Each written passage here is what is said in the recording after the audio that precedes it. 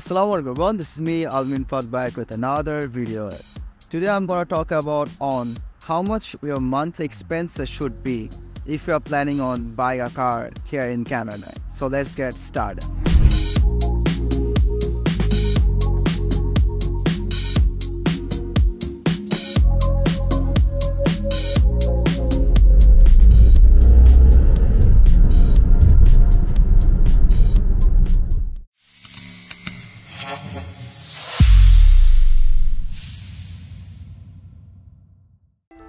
First of all, আমরা একটা গাড়ি কেনার সময় গাড়ির বাজেট নির্ধারণ করি, like 5,000, 10,000, 15,000, 20,000 একটা বাজেট থাকে.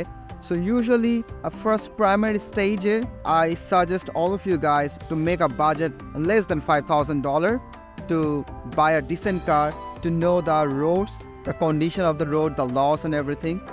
আর যদি কারো হাত অত পাকা নাও থাকে, শুরুতে একটা ভালো expensive car না কেনা থেকে একটা normal regular car কেনা ভালো, then you can practice well, and after a year or later than that you can buy a nice car. When you're buying a first car in Canada, it's just my advice. আপনারা হয়তো আরো অনেক budget নিয়ে করতে পারেন, but my suggestion is buy a cheap car for the first time to know the roads and everything.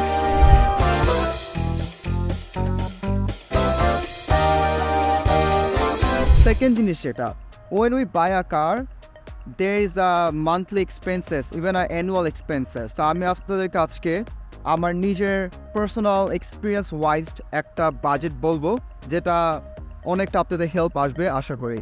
So ফার্স্টে যেটা আসবে সেটা হচ্ছে, when you buy a car in Canada, you definitely need to pay the insurance. আমাদের বাংলাদেশে ইন্স্যুরেন্সগুলি হয়তো খুব একটা ম্যান্ডেটরি না বা অত ইম্পর্টেন্টভাবে দেখে না, but in Canada it is very important. Without an insurance you cannot drive a car in Canada.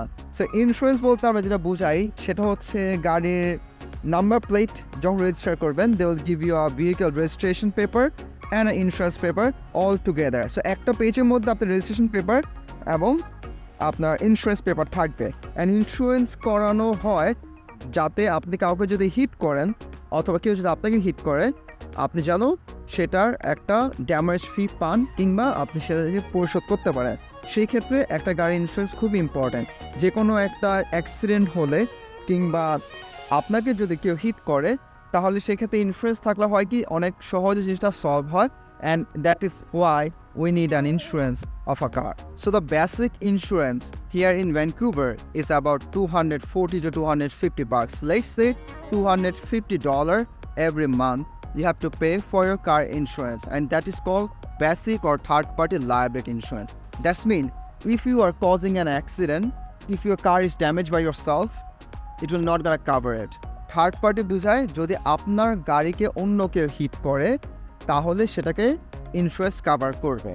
আর এছাড়াও এই কাভারটা কাজ করে যখন ওই অপোজিট যে গাড়িটা আপনাকে হিট করবে সেই গাড়ির নাম্বার প্লেটটা ক্লেম করার পর আপনার গাড়ি ইন্স্যুরেন্স আছে কিনা সেটা চেক করে, then they will give you a benefit on it.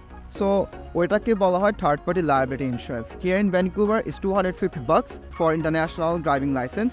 But আপনি যদি এই দেশের লাইসেন্স নিয়ে ফেলেন আসার পর উইচ টেক্স অ্যাবাউট 6 months, তাহলে সেই ক্ষেত্রে ক্লাস 5 লাইসেন্স নিতে পারলে the fees will lower down to $170 to $180. So that is a very basic fee for car insurance.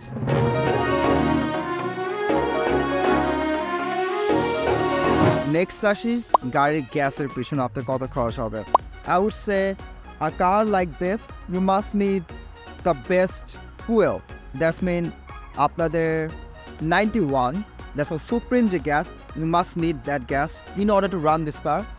So 91 থেকে 94 is kind of mandatory for this sort of vehicle.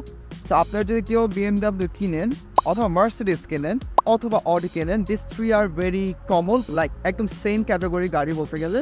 এই তিনটা যে কোনো একটা যদি আপনারা গাড়ি কেনেন, আপনাদের budget like per month about হিসাব করতে হবে গ্যাসের পিছনে $400 থেকে $500, আর ইন্স্যুরেন্সের জন্য আলাদা একটা এক্সপেন্স যেটা আমি বলছিলাম $250 থেকে $200 ডিপেন্ডিং অন ইউর লাইসেন্স.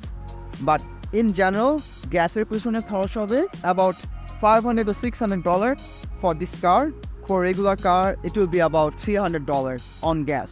তো when you're buying a BMW, make sure these things. So basically, the expenses of my car is about $80 every week if I'm not driving it that much. That's mean, আমি যদি $80 gas এই গাড়িতে আমি নিই, আমি একটা week আমি চালাইতে পারি just to go to my work, come back to my home. That's it. If I'm doing some long drive or if I'm doing some other work, তাহলে সেক্ষেত্রে আমার একটু বেশি খরচ হয়, like $150 থেকে $200.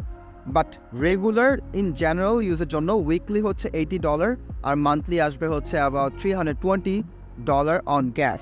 সো $320 যদি আমরা মান্থলি বাংলা টাকা হিসাব করি, ইট কামস 25,600 টাকা। সো 25,000 টাকা আপনার শুধু গাড়ির গ্যাসের পিছিয়ে খরচ হবে। দেন অ্যাডিশনালি যেটা খরচ আসতে সেটা 250 আপনার ইন্স্যুরেন্স, which is about 20,000 টাকা। So 20,000 plus 25,000, that's in 45,000 টাকা BDT will definitely gonna spend from your pocket if you are buying a car in Canada. এখন এখানে অনেক খরচ বাড়বে, অনেক খরচ কমবে। ফর এক্সাম্পল, আপনি যদি উইকলি একদিনও গাড়ি না চালান, if you are putting like $80 gas in it, you can drive it for 2 weeks. But if you're driving every single day, then $80 না, তখন আপনার $150 খরচ হবে, like double. সো ওই জিনিসটা একটু চিন্তা করতে হবে, মানে ড্রাইভিংয়ের ওপর আপনার খরচটা বেশি। আমি আপনাদেরকে এখন একটা ইন জেনারেল একটা এক্সপেন্স বলবো, সেটা হচ্ছে you are getting a car for $3,000 or $4,000 for say Toyota or Honda Civic, which is a very general car, just for commute from your work to home to school, something like that. So সেই ক্ষেত্রে আপনাদের প্রত্যেক মাসে গ্যাসের পিছনে খরচ হবে about $80 থেকে $100 a week, আর মান্থলি আসবে হচ্ছে $400 থেকে $50 শুধু গ্যাসের পিছনে। And if somebody want to Uber it's or skip the dishes staff like যেটা ফুড ডেলিভারি এখানে আমাদের হয়, if anybody want make some more money out of their salary, তাহলে সেই ক্ষেত্রে আপনার গাড়ির পিছনে খরচ হবে প্রত্যেক সপ্তাহে অ্যাবাউট $200 অ্যান্ড মান্থলি আপনার খরচ হবে about $600 for gas and $200 for insurance. That's mean if you're working with your car, let's say you have to spend about $600 to $500 for gas and $250 for your insurance. That's mean আমরা যদি 750K Bangla টাকা হিসাব করি, it comes আবার 60,000 টাকা। প্রত্যেক মাসে কানাডাতে একটা গাড়ি মেনটেন করার জন্য you must need 60,000 BDT.